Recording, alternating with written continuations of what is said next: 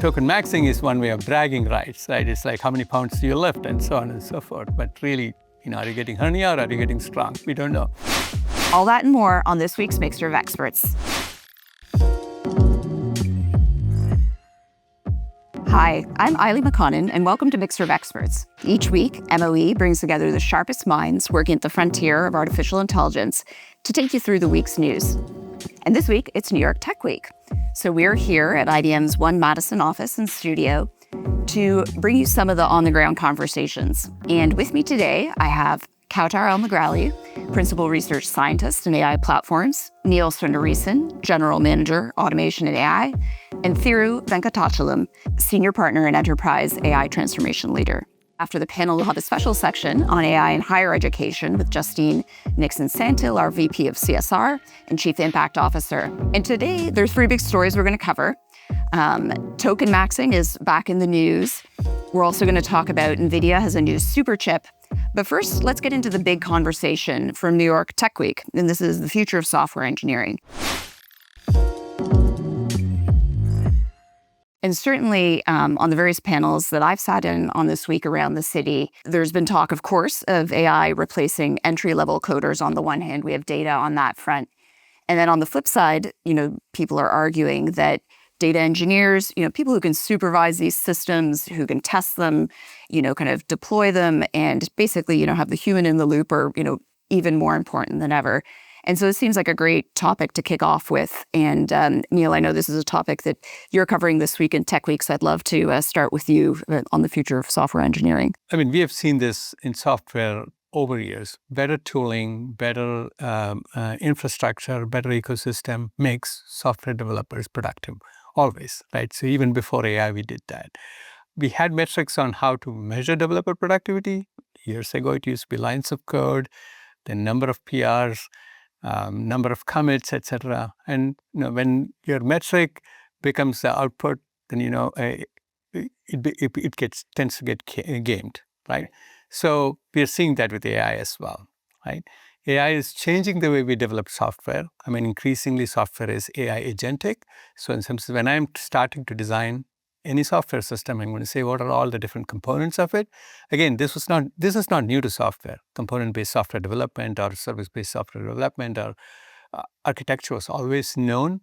But now we know that there's intelligence in each of these components, they're intelligent in each of these agents, and how do I orchestrate out, how do I bring them together is at the design phase. And then below each of these systems is there's AI, which translates to LLMs. How do I bring these LLMs into play? Now, one big thing that has happened, that has changed over the last, I would say, 7 or 8 years in the way software is looked at. So, for example, if you can, I think 2016 was it when Andres Karpathy said software 2.0, where data is code. Who needs code when you have gradient descent is kind of the idea. So I could replace chunks of my software with data and then put a machine learning model on top of it and change it. So if you take, for example, the Tesla self-driving car, right? Story goes that it was hundreds of thousands of rules which said how to, take the next decision when the car is a self-driving car, if it's at a stop sign or if there's a bicyclist passing, etc. Now, if I have all the LiDAR data, all the camera data, all the video data, can I build a model on top of it and make automatic decision? That was the big thing, right? But what changes with that? What changes with that is we go from deterministic rule systems or deterministic logic that built in the code to probabilistic system that intelligent agents tell you. So these agents are only as good, or these models are only as good as the data that's fed to them and what they learn from them. Right? So that was software 2.0. Software 3.0, we got into foundation models or frontier models where there is general intelligence, I mean, quote unquote intelligence. I'm not going to say human intelligence. It's like there is general knowledge and intelligence that's built into the system, and I can extract from those frontier models to bring it to my ecosystem. So it's like when I had the GPT-5.4s or the sonnets, et cetera, of the world, how do I bring that? I mean, this is the large language models. Small language models have a different play. Now, when you go to software 4.0, which is kind of what I think of as the next generation of software, these software systems are going to be a bunch of agentic systems that are going to orchestrate. Either they're going to work with humans or they're going to work with each other. So human language is a language of communication. And these agents will either communicate with humans or communicate with each other. Today, they communicate through human languages, but tomorrow it could be something else. So that's where we are going into the future of software development. That's fantastic. And I'd love the others to jump in. Even as we get more and more complex with these agentic systems, it seems like the role of the software engineer changes, in terms of kind of orchestrating all of these. Certainly, I have a different angle to the same perspective that Neil offered, because I'm on the consulting side where we do custom application development for our clients.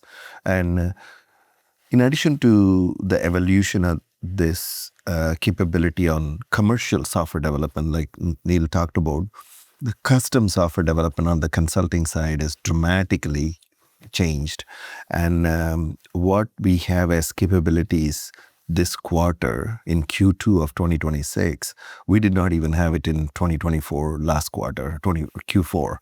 And it is having a profound effect. So just to give you an example, many of the coding engines that we talked about, whether it is IBM's amazing Bob, and I've used it, it's fantastic.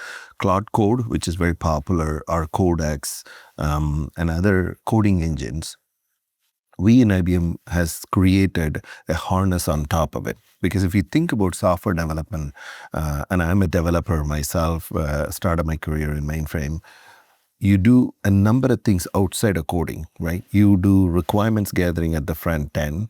You interact with other people to collect that requirements. You create design documents, high-level, low-level design, and then comes the coding. And then post-coding, there is testing, deployment. What we are able to do in commercial software development for our clients, we are able to automate this full end-to-end life cycle, what would take maybe a 6 to 8 months period, now into a very constrained period, right? And let's say a month. And it's getting better by the day to a level. I'm one of the ones that are very skeptical about its possibility, because being a developer, you're always questioning, is it going to be as accurate as what I would code? But it has opened up a lot of possibilities. So what we have now that is game-changing is, on top of these coding engines, which can actually code, we're able to automate the full life cycle of the SDLC. With context engineering and memory management at the front end, we provide as much input to the computer and AI so that it is able to write the requirements document, allowing us to iterate.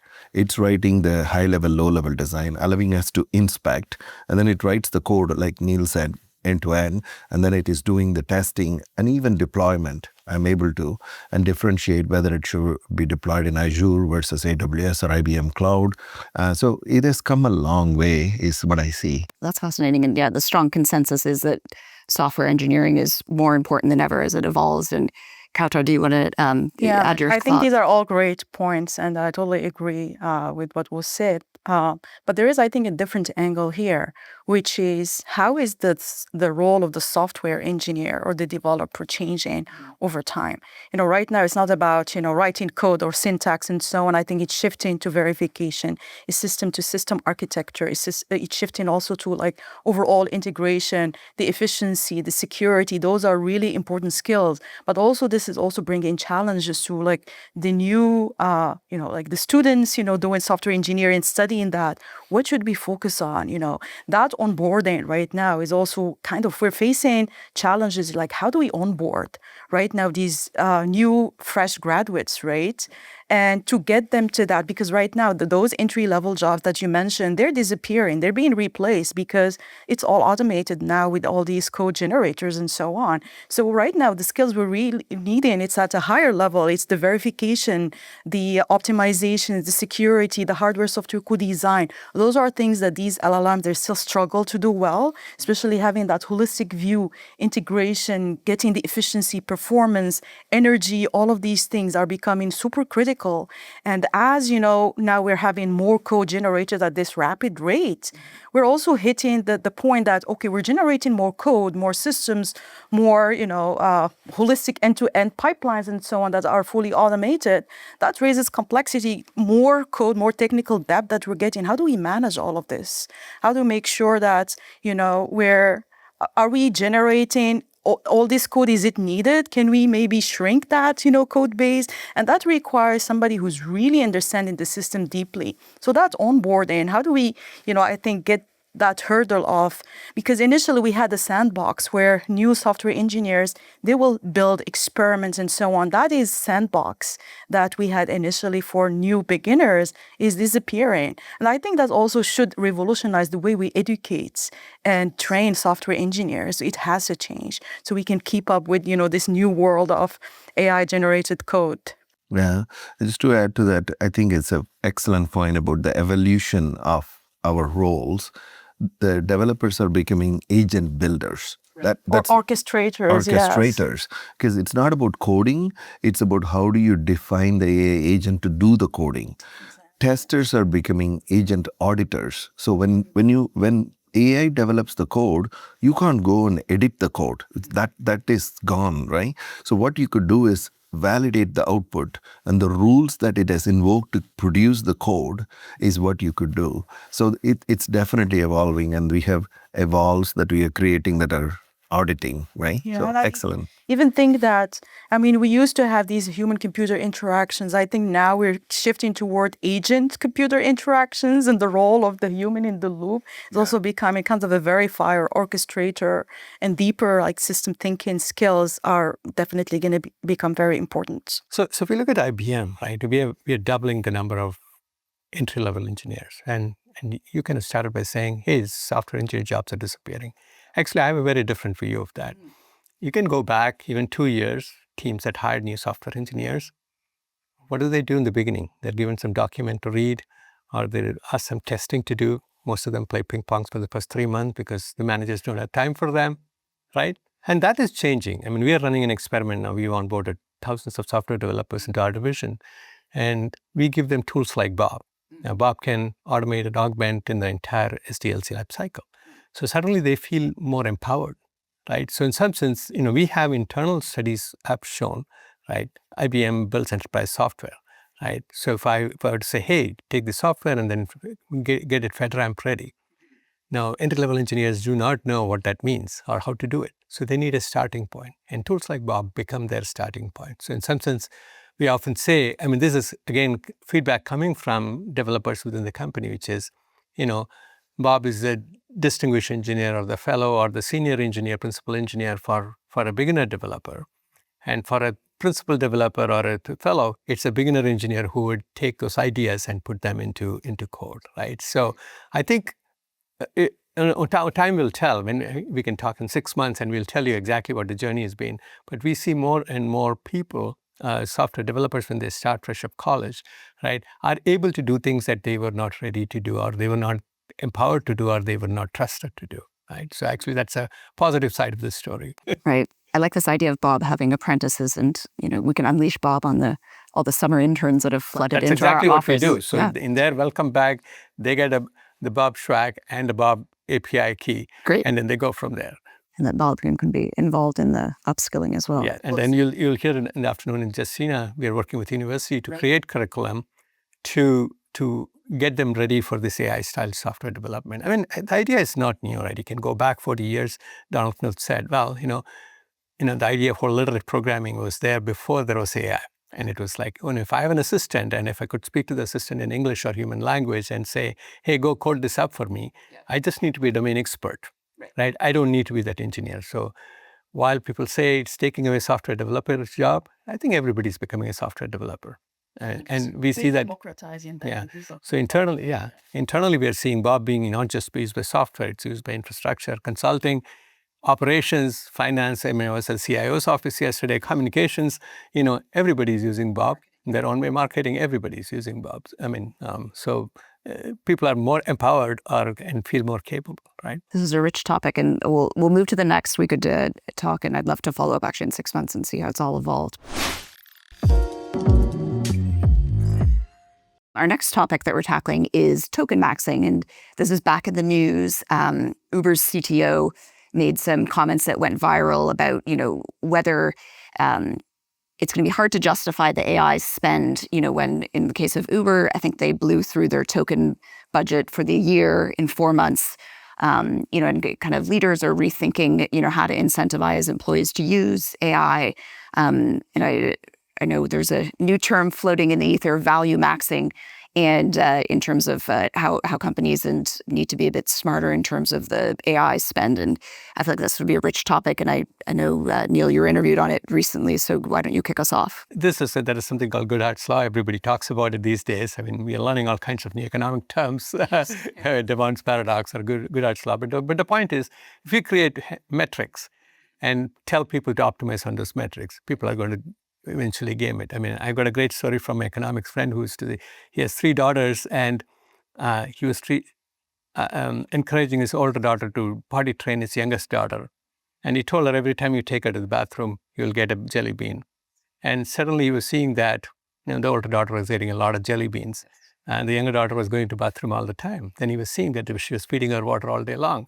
So you can create wrong incentives by creating a poor reward system, right? So it's kind of like that. We used to have lines of code as a metric. So what would people do? They would write a ton of lines of code. In fact, back then when you program in C++, people would argue about where to put the brace, because if you put the brace below, you get an extra line of code, right?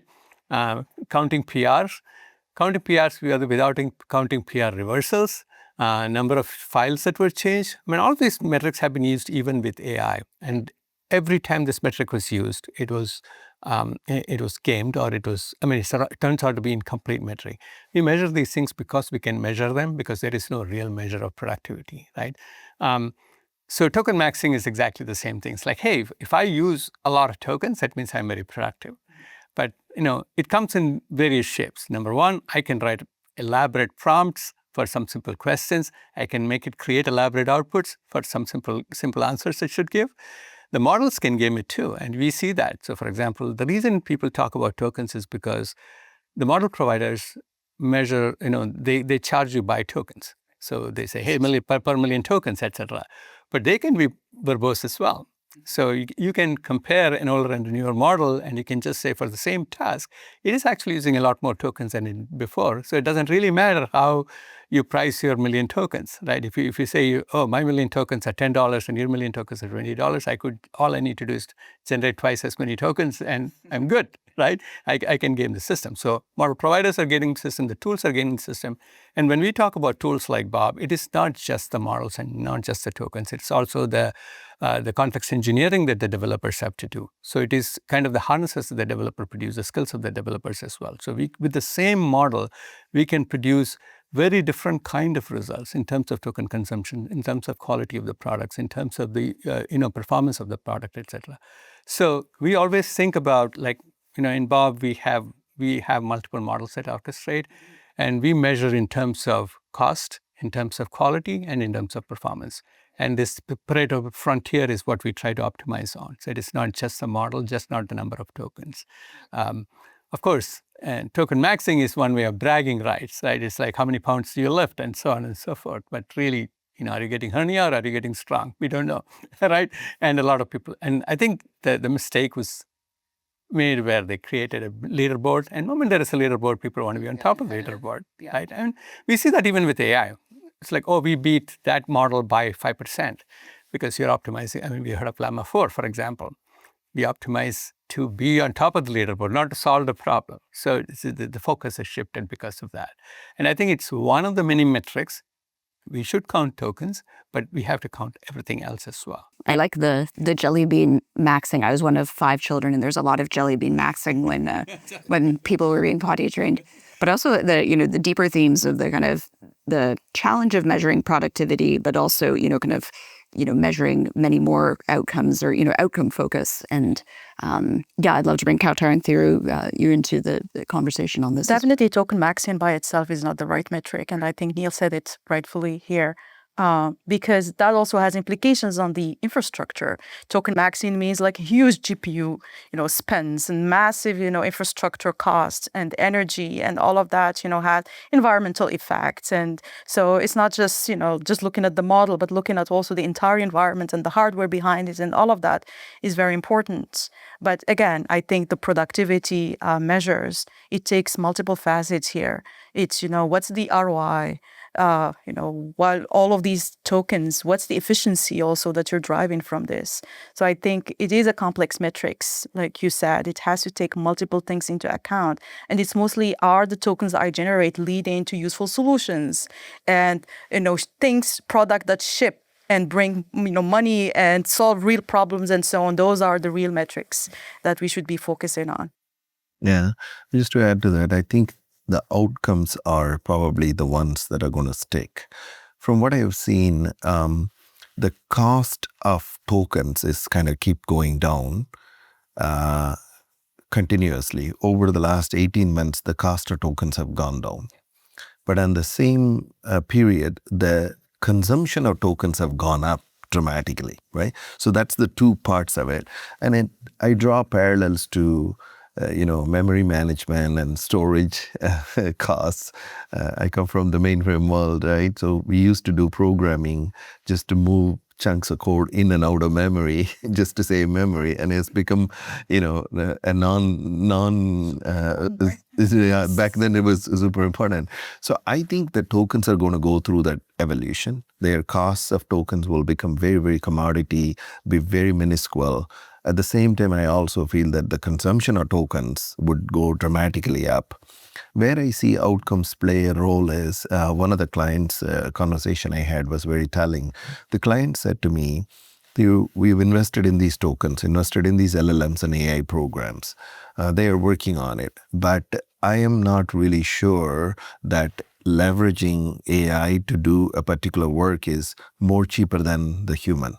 Right? More importantly, I want IBM to tell me, how can I measure the productivity and efficiency of a AI-enabled workflow is better, faster, cheaper than my human-led work. Exactly. Let's say take a call center, right? And when we are in a position now to transform a human-led legacy workflow into an AI-led, we are still not in the place we're evolving there to measure the ROI of a business workflow at the workflow level, right? We are working on it. We are kind of developing solutions. But that's what the client was asking. Tell me, you're asking me to modernize this workflow, remove humans, make it automated. But can you tell me it was costing me X dollars before and Y dollar now, and it's cheaper, right? The conversation also went to, let's say I cut $2 billion in labor on the old legacy workflow because I've eliminated these roles and automated them.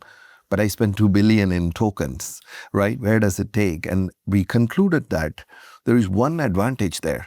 With the $2 billion of labor, you would take about 8 months to develop that function. Whereas even if it costs $2 billion on AI, you could develop it in a month, right? So there is a speed to value. You could develop it faster, but it costs you the same thing. Element is sticking, right? But we're still not there at a point where we can measure the outcomes. We can measure the cost of a redefined workflow. So it's an area that is evolving. But certainly tokens are a very narrow way of looking at productivity. And I think also it's very important to also have very smart and intelligent orchestration of these models. I think we do this very well at IBM. Like, you don't want to always use the frontier models for all the tasks. You have to choose carefully. There are certain tasks that you just need a small LLM, right? And then these intelligent, like careful routing, I think it's going to be important to capitalize on that, because that is a big cost saving. Maybe I can just run things locally. I don't need to pay like the cost of a big frontier model API for all the tasks. So certain tasks, I just need a small model. Certain tasks, I can just maybe use some simple regex expression software, that could do these things for me instead of calling a big AI model. I think that's going to be also very important, because the key thing is getting to the MVP with the tokens that gives me, the right product at the right cost. Yeah, I think that's why with Bob, we don't actually reveal the model. We don't reveal because we don't let you choose the model. But under the cover, we orchestrate between the frontier models, even the multiple frontier models, open source models, and our own SLMs, etc. I mean, that's why we repeatedly say, don't take a Ferrari to buy. Yes, I was going to say that fits perfectly with Kaoutar's point. It's really important, because it's also, you're not going to get the value, even if you use, like, for example, if I ask you what's your name, you really don't want to be thinking for 5 minutes, right? You want an answer right away. I'm not asking for family history. So, and a lot of the conversations about Tokenmaxxing comes from, I go to a tool and I pick the latest model that's available because, I got this principal agent problem. I'm not paying for it. Somebody else is paying for it. Why not choose the Ferrari, right? And then I just let it run rogue. And you see in the cost. And that's why you see the Uber stories or the Amazon stories or who's that latest story about spending $500 million in a month? I don't know if that's true or not, but Yes. Stories like that, right? Yeah. Because it's I think it's irresponsible. There is a thing to be said to ROI, right? Many times you have to invest in technology because it makes sense and the ROI may not be there right away. So we shouldn't measure too soon, then we'll have the wrong metrics, right? So we should continue to invest while we create multiple measures. I mean, a statistician a while ago told me, we measure this because we can measure this. That doesn't mean that it's useful. That's the only thing we can measure. But as we go further and we get mature, we can kind of develop a bunch of metrics when we can say, now, is it adding value or not? If on day one, if you tell me A or B, show me the value, you may not be there because these technologies are developing. I mean, remember GPT-3, we said AGI is here. No, not really, right? And we are here today, much more capable models, and still there is work to be done. So I think that's something that should be remembered in the back of our minds. So for our last topic today, we're talking about NVIDIA's new superchip, the NVIDIA RTX Spark, which I think is interesting because of the fact that when, combined with Microsoft Windows, means that people can, run agents accurately, securely on their personal PCs. And so I'd love to start with you, Kaoutar, because I feel like we were having a conversation, or I was perhaps listening to a Mixture of Experts episode a little while ago, where you were predicting, since this was in the wake of the OpenClaw, kind of, I'd love to have you put this development from NVIDIA in a bit of context of what's happened this year and whether it's, kind of important going forward. Yeah, I think it's a big development that actually these announcements are kind of shifting a lot of the focus to edge and AI, in personal computers. And I think also the partnership between Microsoft and NVIDIA, it's a big kind of revolutionizing the PC. So one thing, if you look at what's happening in the data centers right now and the cloud, so NVIDIA was also kind of trying to find other markets because many of its big clients like Apple and they're building their own silicon.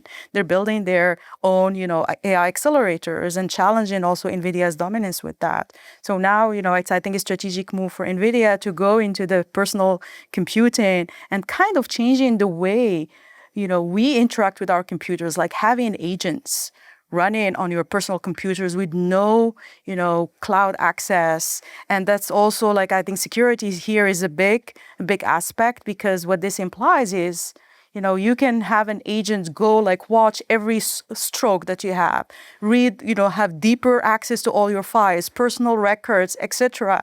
And then, the OS right now is moving from traditional kind of just maybe like a police traffic officer, managing resources and so on, to also having intent, understanding what you want to do. Because traditionally operating systems, you just have it's just an application launcher that manages all these resources and tries to, make things run, but it had no idea what you were doing. So the end user has to orchestrate, open the app, click here, move things from here to here. Now we're changing that. Now we're asking, with the RTX announcements, having these powerful GPUs. So they even, if you look at the hardware story, it's pretty impressive to be able to run 120 billion parameter model locally, right? Having 128 GB of memory, right? Having even, the NVLink between the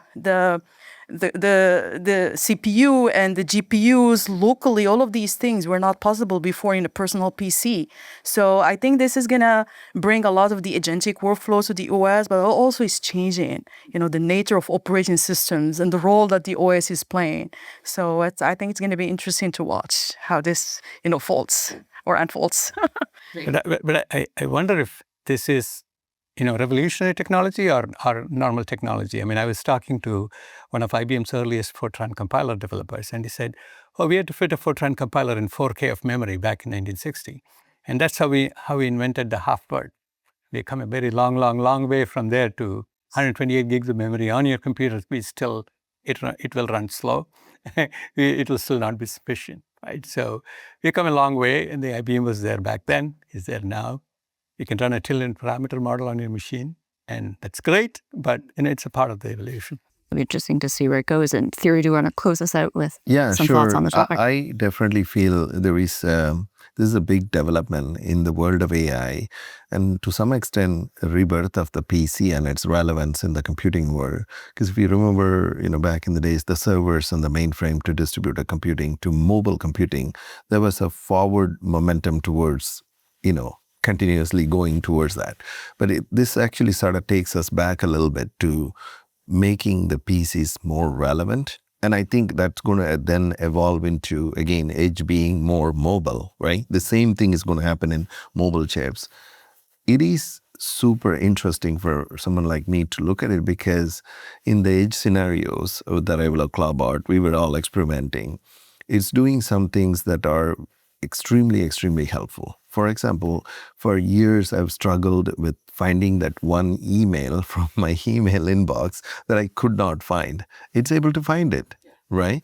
And it's able to, I had like the storage maximum, and it was able to find the 2 videos that were hogging the maximum space. And intelligently, I've actually copied that video one more time for whatever reason. It was able to delete those 2 videos very, very quickly, freeing up space. So in terms of personal productivity, this development is going to be a game changer in the role of PC in what it used to be to where it's going. I'm very optimistic that there's going to be a lot of future development in this space as people who are innovators come up with new use cases of how to use it. Because now with this chip, PC is now enabled to and equipped to do it. People will come up with ideas that will be very game-changing. Well, Thiru, Kaoutar, Neil, thank you so much for joining the panel. I'm now going to move us on to our next segment, which is looking at AI in higher education. I'm joined today by Justina Nixon-Santil, Vice President of Corporate Social Responsibility and our Chief Impact Officer. Justina, thanks so much for joining us on Mixture of Experts. And I'd love to start on the heels of New York Tech Week. We were just on a panel about AI in higher education. What are some of the top challenges that, administrators, students, professors are facing with AI adoption at this kind of moment in time? Yeah, I mean, this is so topical. AI is a huge challenge for universities these days. Number one, students are graduating into a workforce that's completely different from when they entered university 4 years ago. Professors are very focused on how do I retain students' critical thinking, right? And retain the information and knowledge they've been gaining for years when they now have this AI tool to their disposal. From a governance perspective, right, administrators and others are thinking, how do I protect student data? How do I make sure that students are being assessed the right way as well, which, assessments have to change. And then how do I look at all the different tools that are being brought into the college system and making some real decisions about safety and, AI ethics and trust. So those are the things that are top of everyone's minds. But I would say students are also thinking about this very carefully because, again, they entered university in a market that's very different than what it is today. And they're really thinking about how am I going to get a job? So all of those things are coming together and, we're having a lot of discussions with higher ed institutions about some of the best practices and some of the ways that we can help them and partner with them as well. Yeah, and I'd love to follow up on the partnership a little bit later in the conversation, but I'm fascinated of those, the various groups that are wrestling with it, administrators, professors, teachers, students. Do you find that any of those groups are the most optimistic about the potential for AI? It can be a tool to, empower, of course, as well as, needing to be governed and regulated. But yeah, how do you find that balance kind of? I mean, I think students are optimistic, right? This is technology that they've grown up with overall, right? These are like digital natives and they've used technology ever since they were very young. And now this is a new tool at their disposal. So on one hand, I do think that they're very optimistic about AI. I do not know a university student that has not used AI. And, so they have access to the tools, they're using them. I think on the other side of that is a bit of apprehension, right? So although they're excited about having this tool, they're using it in different ways. they're also thinking about what are their future work prospects from a workforce perspective, and what does this mean because the workplace is changing so quickly. So I do see both sides in many of the students that I meet with, but just generally, as you meet with professors and higher ed leaders, those are the things that they're thinking about as well. And you mentioned earlier, like assessment and, many facets of education having to change, but I'd love to, dive in on, kind of some of the ways that people or, leaders in the field are thinking about how assessment needs to evolve, given the prevalence of the AI tools. Yeah, I think assessment is going to completely change. If you give a test or a paper for students to complete, they can use AI, right, to acquire the information they need to create the answers or to write the paper. So you really have to think about assessment in a different way. A lot of schools are moving to oral assessments, right, making sure the student can actually defend, right, the homework, the assignment, without any technology or, any tools in front of them. And others are actually accepting it and saying, okay, great, use AI. And I think the best schools are moving in that direction. It's okay, you could use AI, but then you have to demonstrate to us, right, what have you learned from this? When did you use human judgment, right? What did you think about the output that you got from AI, and does it make sense? So I think the professors who are probing a bit more on these assignments, it actually mirrors the workplace. And I think that's where you're going to prepare more students to be successful when they graduate and they get jobs. That's so interesting, and this sort of plays into the theme of the sort of humans in the loop, and kind of tying, teaching students, universities being places to hone critical thinking. Of course, critical thinking applies to, before it used to be the kind of, how do we use the internet? How do you trust what's going on? And it sort of feels like the, evolving the kind of pedagogy around, critical thinking to factor in AI. Yeah, absolutely. And I think a lot of schools are also bringing in more practical hands-on learning opportunities for students, because it goes beyond just understanding the information or, the content. It really is around how do you then demonstrate teamwork and collaboration and the human judgment and, your presentation skills. That all needs to be built into a university structure. And, many universities have been doing this, for quite some time. But I think it's even more critical now that this is just integrated in every classroom, in every situation. And this hands-on learning is really how students can demonstrate competence, right, across whether it's an AI tool, a topic, et cetera, especially when they are moving into the workplace. I like that in the sort of idea of extending evaluation to even, like you were saying, some of the skills like teamwork, that, things that AI can't do where, perhaps those had a role in the past in higher education, but they weren't as much, as part of a part of the, what students were being evaluated on. I had heard one university as well, or I think there's maybe a movement of universities, in the realm of assessment as well for, actual exams, having people kind of go back to sort of paper and pen. So you used all the tools, to prepare, but now, make sure that you can kind of also demonstrate. So it's an interesting kind of the combination of like, the new and old. Yeah, and I agree. I think all universities have to decide what makes sense for them and the governance structures, right, around AI use. What we're encouraging universities to not do is to ban AI. I mean, the ship has left, right? Like, it has sailed. Yeah. And the workforce is using AI. Every major company is investing in it. So you want to make sure that you give access to those tools in a responsible way to students and make sure they are using it. And then you have to bring in the layer of the assessments and how do you make sure they're actually acquiring the knowledge and they're demonstrating competence. But you don't want to ban those tools. Students are using it anyway. And it feels like you are doing a disservice, as you say, for when they go to the workforce, if they, because I feel like one of the amazing things about a, Center for Higher Education is that they can get access to these tools that, if they're large frontier models, they might not otherwise, be able to. And I feel like many roles, of course, are evolving, but I'm fascinated to chat a little bit about how, the role of a professor, and the person who imparts the knowledge, you see that evolving, in these discussions about AI and kind of higher education.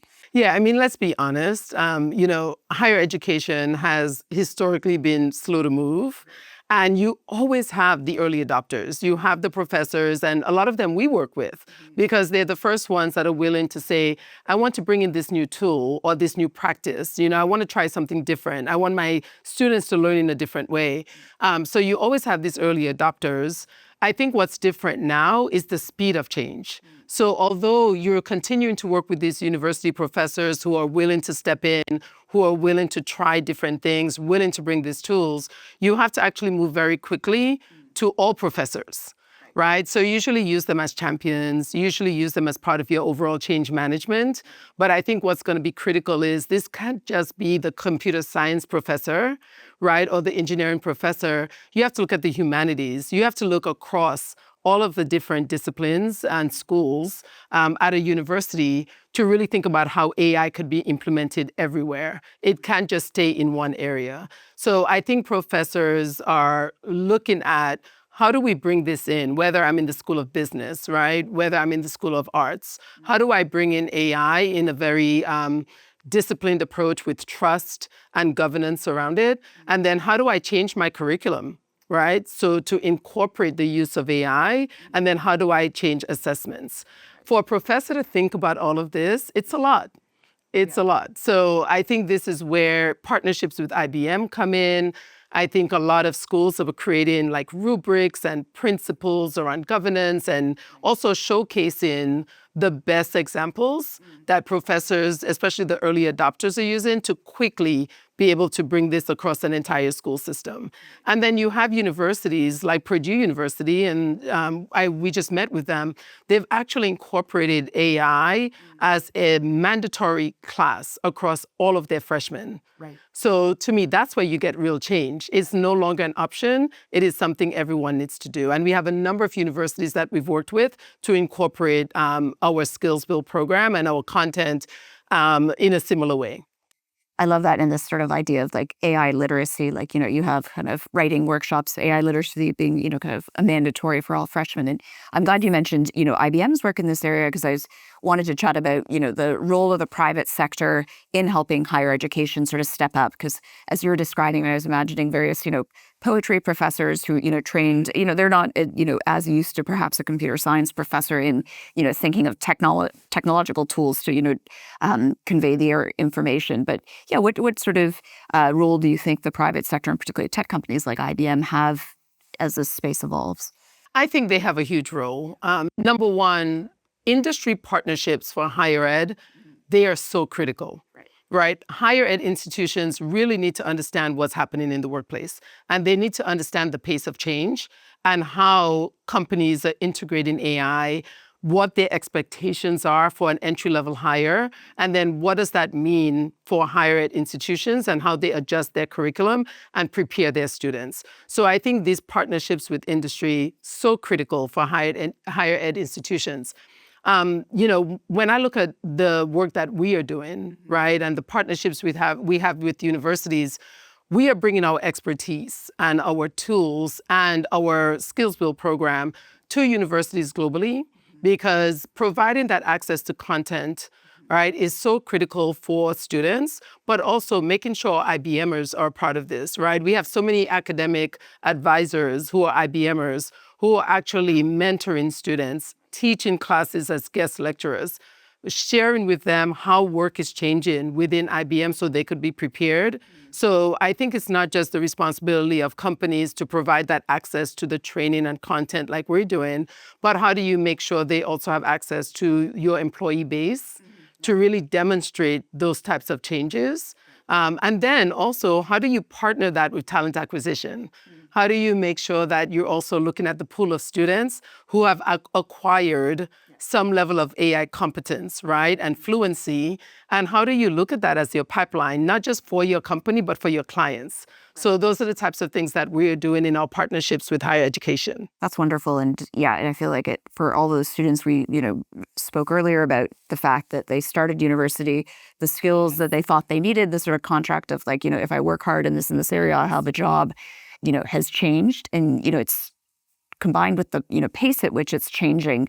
It's good to hear that, IBM, I'm sure some others as well, are, helping inform and educate students? Because it's like these roles are, all of our roles are changing kind of almost by the day. So Exactly.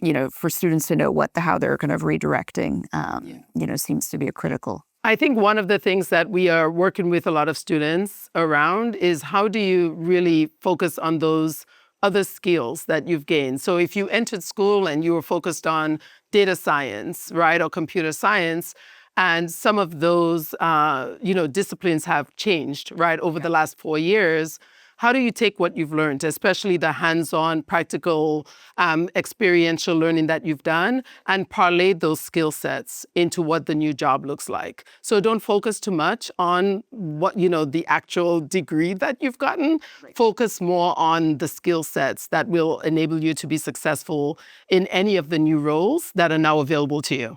Well, and especially as each of our roles will kind of continue to change and evolve, to translate. Yeah. Justina, thank you so much for taking the time to chat with us. And thank you to all our listeners. If you like what you heard, you can get us on Apple Podcasts, Spotify, and podcast platforms everywhere. And we'll see you next week on Mixture of Experts.